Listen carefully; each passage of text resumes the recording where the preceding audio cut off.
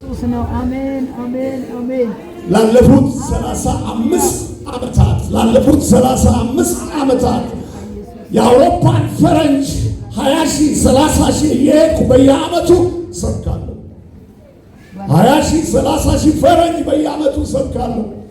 ታላላቅ ባለሀብቶች፣ ታላላቅ ፕሮፌሰሮች፣ ታላላቅ ጠበብቶች ይከማቻሉ እና የሕይወትን ውሃ ነው የምነግራቸው።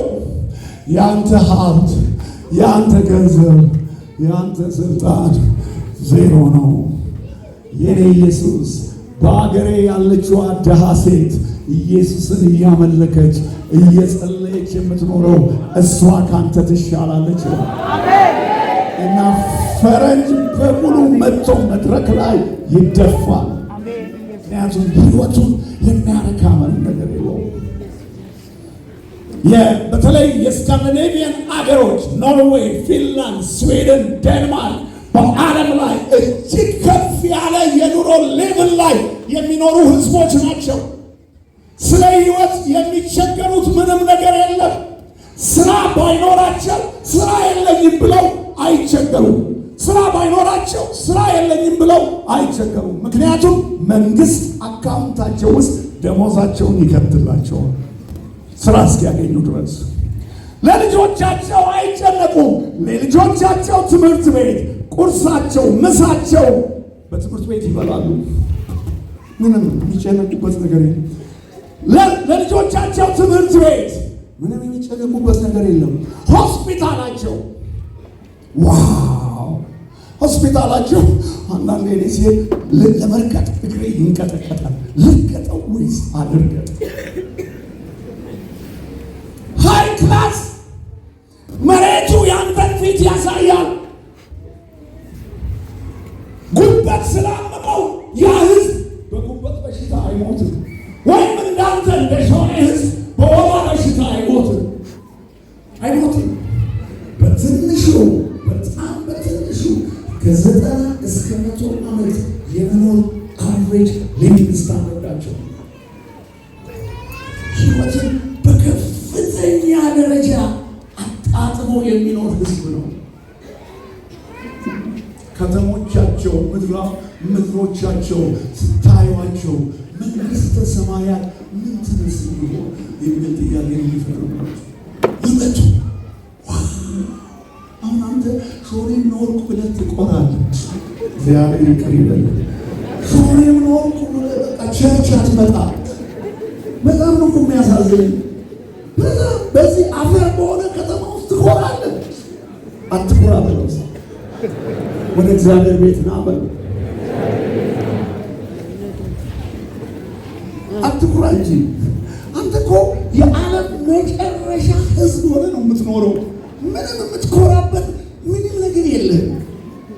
ምንም አንድ ኢንች የምትኮራበት ምንም ነገር የለም። ከዓለም ህዝብ ጋር ኢትዮጵያን ስናስተያይ ኢትዮጵያን ስናስተያይ የምንኮራበት ምንም ነገር የለም። አንድ ነገር አለች፣ ለፈረንጅ አልተገዛንም የሚል ጥሩ ቅማል እየበላህ ድህነት እየበላህ ምን ኩራት ምን ይጠቅማል? ስራ እየሰራ ራስህን ለውጠህ ሀገርን ለውጠህ ልጆችህን ለውጠህ ብትኖር ያ በጣም አስደናቂ ነው። በዓል የሚባለውን በዓል ያከብራሉ። ሁለተኛው ደግሞ የፋሲካን በዓል ያከብራሉ። ሶስተኛው ደግሞ ወደ ሰኔ ወር አካባቢ የሚከበረው በዓለ ሃምሳ የተባለ ታላቅ በዓል ያከብራሉ። እነዚህ ሶስት በዓሎች የሚከበሩባቸው መሰረታዊ ምክንያቶች አሏቸው። አሁን ጌታችን ኢየሱስ ክርስቶስ የተገኘበትና ይህንን መልእክት ያቀረበበት የዳስ በዓል ይሄ የዳስ በዓል ይባላል። ይሄ የዳስ በዓል አይሁዶች ከግብፅ ባርነት ለ400 ዓመት በግብፅ ምድር በፈርዖን ከተረገጡበትና ከተገዙበት ሕይወት ነፃ የወጡበትን ዘመንና ጊዜ እያሰቡ ልጆቻቸው የልጅ ልጆቻቸው የእግዚአብሔርን ታላቅነት እንዲያስቡ የሚያከብሩት በዓል ራሱ እግዚአብሔር ነው። ይህንን በዓል እንዲያከብሩ ትእዛዝ የሰጣቸው በዘኍልቍ ምዕራፍ 23 ከ42 እስከ 43 ይህንን በዓል እንዲያከብሩ እግዚአብሔር ትእዛዝ ይሰጣቸዋል። እንደዚህ ብሎ 7 ቀን በዳስ ውስጥ ትቀመጣላችሁ። ከግብፅ ምድር በወጣችሁ ጊዜ የእስራኤልን ልጆች በዳስ ውስጥ እንዳስቀመጥኳቸው የልጅ ልጆቻችሁ ያውቁ ዘንድ በእስራኤል ያሉት የአገሩ ልጆች ሁሉ በዳስ ውስጥ ይቀመጣሉ። እግዚአብሔር ይህንን ትእዛዝ ለሙሴ ሰጠው፣ ሙሴም ለአይሁድ ሰጠ። ከዚያ ጊዜ ጀምሮ በየዓመቱ ይህንን የዳስ በዓል አይሁዶች ያከብሩታል። የዚህ በዓል ዋናው ትርጉም እግዚአብሔር ከምን አይነት መከራ ከምን አይነት ጨለማ እንዳወጣቸው እንዳይረሱና አምላካቸውን በሕይወታቸው ዘመን ሁሉ እንዲያመልኩትና እንዲያገለግሉት እንዲማሩበት ነው እግዚአብሔር ይህንን ትእዛዝ የሰጠው። አየህ፣ ለእኔና አንተም ይሄ ትልቅ ትርጉም አለ። ይሄ ትልቅ ትርጉም አለ። እኔ ያለፉትን 54 ዓመታት ወንጌልን በኢትዮጵያ፣ በአፍሪካ፣ በአውሮፓ፣ በአሜሪካ እና በኤዥያ ሰብኬያለሁ እና የብዙ ሰዎችን ሕይወት የማየት ዕድል ገጥሞኛል። በዚህም ሀገር የተለያዩ ዓለማት ብዙ ሰው ጌታን የሚያመልከው እስኪያልፍለት ድረስ ብቻ ነው።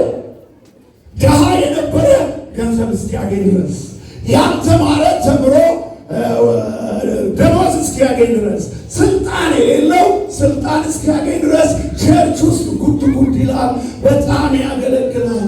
ከዛ ኪሱ በብር ሲሞላ፣ ንግዱ በጣም ሞቅ ሲልለት ቸርች የቱ ነው ይላል። በሾኔ ብዙ የሚያውቁ ሰዎች አሉ።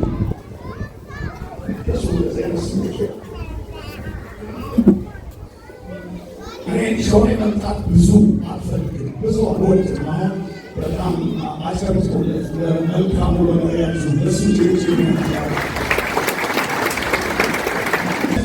አምሯለ።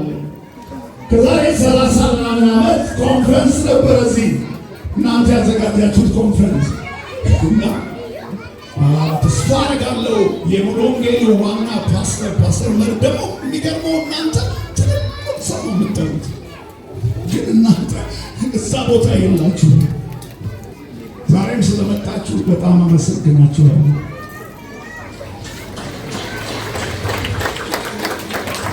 ማጨብጨብ ሳይሆን ማልቀስ ነበረባችሁ። አልገባችሁም ያልኳችሁ እና የኛ ቤተክርስቲያን ደግሞ የሐዋሳ ሕይወት ብርሃን ቤተክርስቲያን የትልቁ ቤተክርስቲያን ኤንኳየር መጥቶ እና እዚህ ሜዳ ላይ ነው የተዘጋጀው። ኳየሩ ልብስ ለብሶ ፓስተሩ ልብስ ለብሶ ሲሄድ ሜዳው ላይ ሰው